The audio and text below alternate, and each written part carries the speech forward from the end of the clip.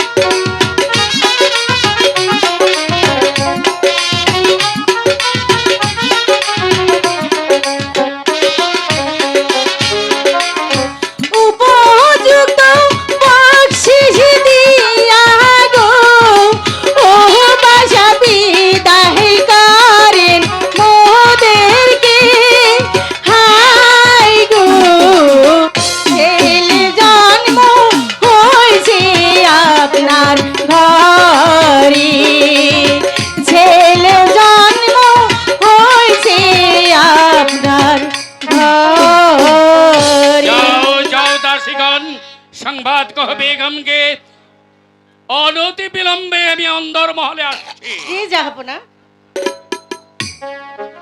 OG সাহেব বলুন জনাব। রাজ জ্যোতিষী এই কে আছিস? রাজ জ্যোতিষীকে দরবারে পাঠিয়ে দে। হরে কৃষ্ণ কৃষ্ণ কৃষ্ণ হরে হরে রাম রাম রাম রাম রাম রাম রাম। আমাকে কেন স্মরণ করেছেন জাহাপনা? রাজ জ্যোতিষী বলুন জাহাপনা। আমাকে মেহেরবান খোদা তাআলা একটি সন্তান দিয়েছেন, তার কি নাম রাখা যায় তুমি বলে দাও। আমি তাই করছি জনাব। আমি এক্ষুনি রাজ কুস্তিটা গণনা করে আপনার একমাত্র সন্তানের একটা ভালো নাম আমি রেখে দিচ্ছি জনাব। রাম রাম রাম রাম রাম রাম রাম রাম রাম রাম রাম।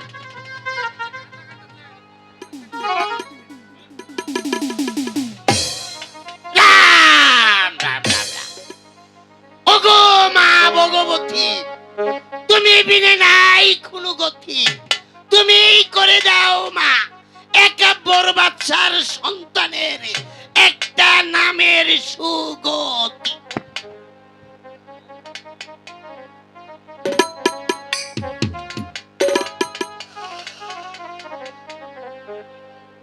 পেয়েছি জনাব। পেয়েছো? আগে হ্যাঁ জনাব। কি নাম হবে আমার সন্তানের? আপনার একমাত্র সন্তানের নাম আপনার নামের সাথে মিল রেখেই পেয়েছি জনাব। কি সেই নাম? নামটি হচ্ছে রামের বামে নহেসে সীতা, মহির মধ্যে হিমের শেষে। তার মানে হচ্ছে একাব্বর বাদশার একমাত্র সন্তানের নাম মুহাম্মদ আব্দুল রহিম বাদশা। মারহাবা মারহাবা মারহাবা। মেহেরবান খোদা তাআলার কাছে অনেক অনেক শুকরিয়া। রাজ জ্যোতিষী বলুন জনাব। তুমি আমার সন্তানের ভাগ্যটা একটু গণনা করে দেখো তো। রাম রাম রাম রাম রাম রাম রাম। জটাং সীতারাম।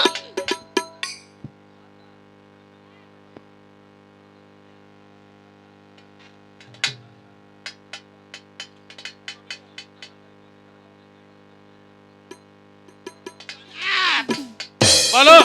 এই যে বড় অশুভ লক্ষণ দেখছি জনাব। কি অশুভ লক্ষণ? আপনার একমাত্র সন্তানের পরম আয়ু হচ্ছে মাত্র 12 দিন। 12 দিন? 12 দিন আর বলতে হবে না, আমি সব জানি রাজ জ্যোতিষী, আমি সব জানি। যাও তুমি খাজানজি থেকে তুমি তোমার এনাম নিয়ে নাও। রাম রাম রাম রাম রাম রাম রাম। জটাং সীতারাম। গুস্তাকি মাফ হয় জনাব। আল্লাহ তাআলা রাব্বুল আলামিনের অশেষ রহমতে ও মনিবরের আশীর্বাদে আপনার একটি সুন্দর ফুটফুটে পুত্র সন্তান জন্মগ্রহণ করেছে। আমাদের রাজ্যের সারা রাত জ্যোতিষী দ্বারা গণনা করে তার একটি সুন্দর নামকরণ করা হয়েছে জাহাপনা। কিন্তু আমি কি একটি বার জানতে পারি জাহাপনা, আজকের এই আনন্দময় মুহূর্তে আপনাকে তো চিন্তিত মনে হচ্ছে কেন? জি সাহেব, বলুন জনাব। মুনির অভিশাপ বারবার মান্তিক অভিশাপ। পুত্র শোকে কাতর হয়ে আমি বনে গিয়েছিলাম প্রাণ বিসর্জন দিচ্ছে। সেখানে এক মনিবরের সাথে আমার সংঘর্ষ বাধে। প্রতিদানে সে আমাকে অভিশাপ দিয়েছে আমার সন্তানের পরবায়ু মাত্র 12 দিন।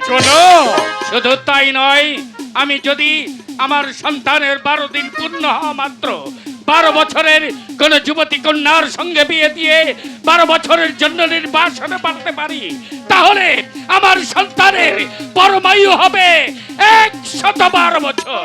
তাতে ভাবনার কি আছে জাহাপনা? আপনার অত্যন্ত বিশ্বস্ত এই উজিরে আলাত রয়েছে। আপনি একটি বার আমাকে আদেশ করুন, যেমন করে হোক যেভাবে হোক 12 বছরের কন্যার সন্ধান আমি করবো। তাই করুন, তাই করুন। প্রতিটি রাজ্য তন্ন তন্ন করে খুঁজে দেখুন আমার সন্তানের 12 দিন পূর্ণ হওয়া মাত্র কার কন্যার 12 বছর পূর্ণ হবে, সেই কন্যার পিতা মাতা সহ তাকে দরবারে হাজির করবে। ঠিক আছে জাহাপনা, ঠিক আছে। আপনি যখন আমাকে আদেশ করেছেন তখন আপনার আদেশ মাথায় নেই।